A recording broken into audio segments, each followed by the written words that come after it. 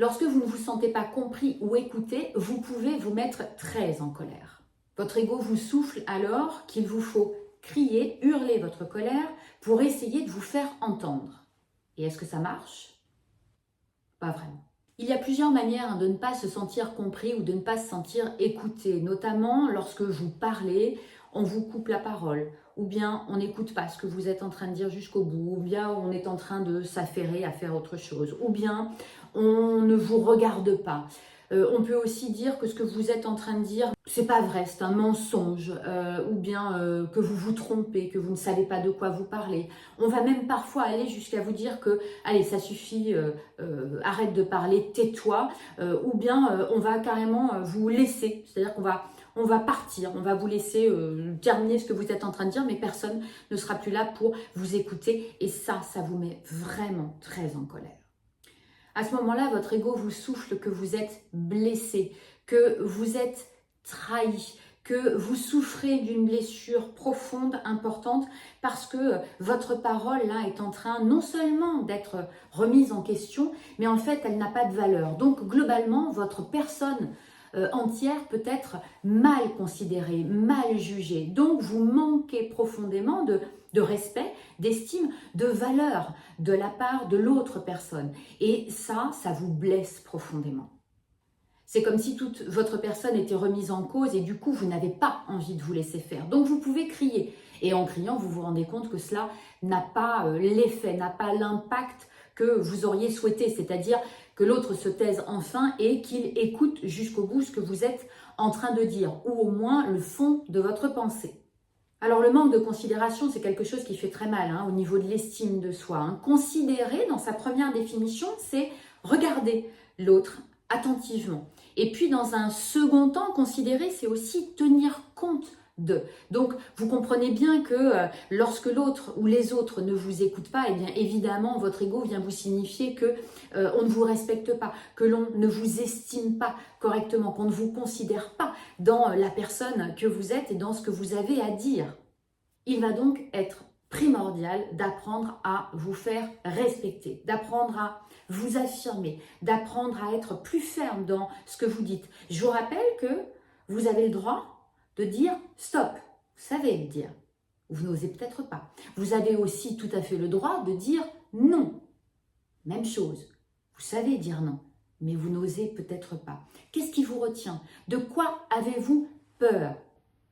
Ici, votre ego vous souffle toujours d'aller vous remettre en sécurité en utilisant votre colère et vos cris pour dire que vous n'êtes pas d'accord avec ce qui est en train de se passer.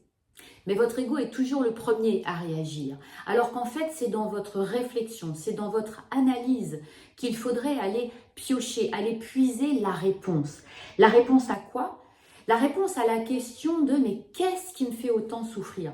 Pourquoi est-ce que je suis autant blessée lorsque quelqu'un ne m'écoute pas, lorsque j'ai l'impression de ne pas être considérée, de ne pas être estimée, que ce que je suis en train de dire n'a pas assez de valeur, ou en tout cas c'est ce que je ressens, c'est ce que je comprends. Il va être important pour modifier votre comportement d'aller comprendre cette blessure. Ça, c'est ce que nous pouvons faire en thérapie cognitive et comportementale. Et puis à travers la thérapie, justement, d'aller rechercher pourquoi la première blessure, là, s'est ancrée profondément en vous et pourquoi à chaque fois le moindre petit signal vous remet dans cette perspective d'avoir été blessé. Je vous rappelle que l'ego fonctionne toujours par le passé. Eh bien, il va être important d'aller vous aider à faire la différence entre ce que vous allez subir et ce que vous allez choisir. Parce que finalement, la colère là que vous avez en vous et que vous expulsez à l'extérieur, vous la subissez également. Elle vous meurtrit, elle vous blesse, elle vous épuise. Et puis surtout, elle ne vous répare jamais finalement de pourquoi vous souffrez de cette blessure-là. Donc en thérapie, on va venir gérer le problème dès le départ, mais surtout vous raccrocher aussi à ce que vous faites et à ce que vous pourriez ne plus faire.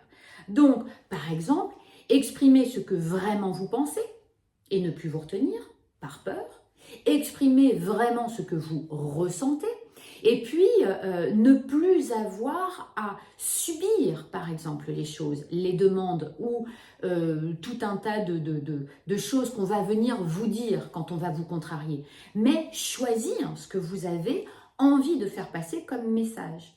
Ce qui fait que lorsque l'autre n'est pas en train de vous écouter, vous avez le droit d'arrêter la conversation et de dire « je ne me sens pas écoutée, donc en fait, j'arrête aussi d'écouter ce que tu es en train de me dire ». Je vous rappelle que quand on est 2 à 2 et qu'on ne s'écoute pas, on n'est pas dans un dialogue, on est dans un monologue.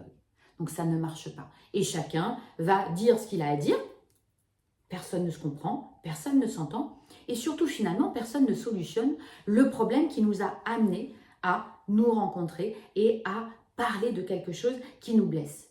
On a chacun nos vérités. Et ces 2 vérités peuvent être entendues, peuvent être comprises. On n'est pas non plus obligé de les accepter, mais on peut les entendre. Et puis on peut trouver au milieu ce qu'on appelle un espèce de compromis, ce qu'on appelle une réalité qui pourrait s'adapter à la vérité un peu de l'un et de l'autre. Et ça permet d'apaiser la relation.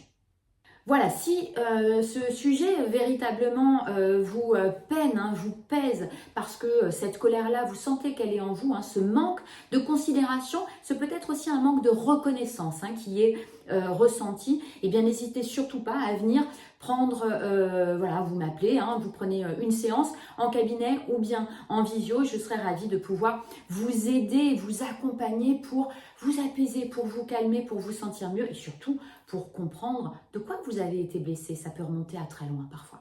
Voilà, dans cette attente, je vous dis à très bientôt. Ciao!